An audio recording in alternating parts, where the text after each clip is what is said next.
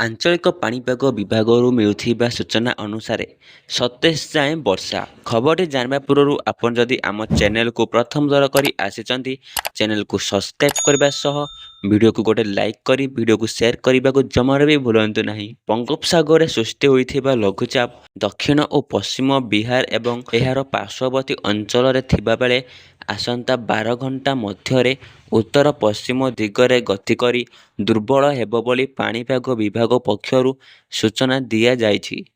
ଚଳିତ ମୌସୁମୀ ଋତୁରେ ସୃଷ୍ଟି ହୋଇଥିବା ପ୍ରଥମ ଲଘୁଚାପ ପ୍ରଭାବରେ ଝାଡ଼ଖଣ୍ଡର ପ୍ରବଳ ବର୍ଷା ହେବାରୁ ଉତ୍ତର ଓଡ଼ିଶାରେ ବାଲେଶ୍ୱର ଜିଲ୍ଲାରେ ବନ୍ୟା ଦେଖା ଦେଇଛି। ସୁବର୍ଣ୍ଣରେଖାର ଉପର ମୁଣ୍ଡରେ ଭୀଷଣ ବର୍ଷା ହେବାରୁ ତଳ ମୁଣ୍ଡରେ ବନ୍ୟା ଦେଖା ଦେଇଛି। ରାଜ୍ୟରେ ଦକ୍ଷିଣ ପଶ୍ଚିମ ମୌସୁମୀ ସକ୍ରିୟ ଥିବାରୁ ବିଭିନ୍ନ ଅଞ୍ଚଳରେ ବର୍ଷା ହେଉଛି। ଶନିବାର କେନ୍ଦ୍ରାପଡ଼ା, ଜଗତସିଂହପୁର, ନୟାଗଡ଼, ସୁବର୍ଣ୍ଣପୁର, ସୁନ୍ଦରଗଡ଼, ପୁରୀ, ଭୁବନେଶ୍ୱର, ପାରାଦ୍ୱୀପ, କଟକ ଏବଂ ବାଲେଶ୍ୱର ଜିଲ୍ଲାରେ ବର୍ଷା ହୋଇଛି। ଆସନ୍ତା 27 ପର୍ଯ୍ୟନ୍ତ ବର୍ଷା ଲାଗି ରହିବ। 27ରେ ଅନୁଷ୍ଠିତ ହେବାକୁ ଥିବା ମହାପ୍ରଭୁ ଶ୍ରୀ ଜଗନ୍ନାଥଙ୍କ ରଥଯାତ୍ରା ବର୍ଷାରେ ଭିଜିବା ସମ୍ଭାବନା ରହିଛି।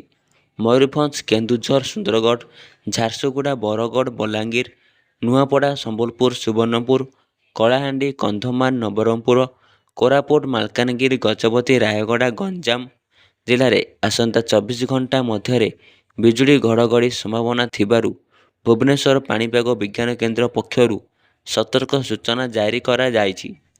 24ରୁ 2 ଦିନ ଧରି ମୟୂରଭଞ୍ଜ, କେନ୍ଦୁଝର, ସୁନ୍ଦରଗଡ଼, ବାଲେଶ୍ୱର, ଭଦ୍ରକ, ଝାରସୁଗୁଡ଼ା ବଜ୍ରପାତ ସହ ପ୍ରବଳ ବର୍ଷା ଏବଂ ଘଣ୍ଟା ପ୍ରତି 30ରୁ 40 କିଲୋମିଟର ବେଗରେ ପବନ ବହିବାର ସମ୍ଭାବନା ଥିବାରୁ ଏଥିପାଇଁ ପାଣିପାଗ କେନ୍ଦ୍ର ପକ୍ଷରୁ ସତର୍କ କରାଯାଇଛି।